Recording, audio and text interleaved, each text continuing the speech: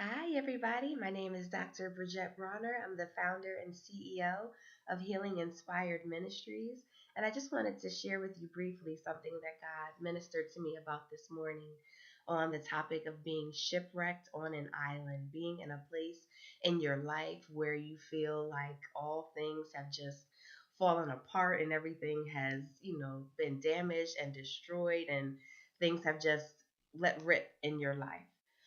And the text is in Acts chapter 27, verses 21 through 26. This is where Paul had already been in prison for preaching the gospel of Jesus Christ. And he was on his way to Rome to stand trial for what was going on. And while they were out at sea, in verse 21, I'm reading from the New Living Translation, it says, "No one had eaten for a long time. Finally, Paul called the crew together and said, 'Men, you should have listened to me in the first place and not left Crete. You would have avoided all this damage and loss. But take courage, none of you will lose your lives, even though the ship will go down. For last night an angel of the God to whom I belong and whom I serve stood beside me, and he said, Don't be afraid, Paul, for you will surely stand trial before Caesar. What's more, God in his goodness has granted safety to everyone sailing with you. So take courage, for I believe God. It will be just as he said, but we will be shipwrecked on an island. So I've just come to encourage you that if you find yourself in a season of your life where you feel alone, you feel isolated, you feel like, every promise that God has ever made to you is not coming to pass, or as much as you pray and you fast, nothing is changing.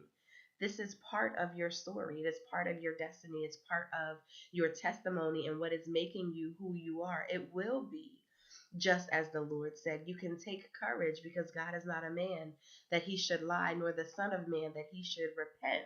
Meaning that if he said it, he will do it, and he does not change his mind. So what God has for you still stands and will still come to pass, but you will be shipwrecked on an island. Meaning, but this season, this limbo, this storm, this place of discomfort, this place of crying out to God like, Lord, please, I can't take another day of this, had to happen.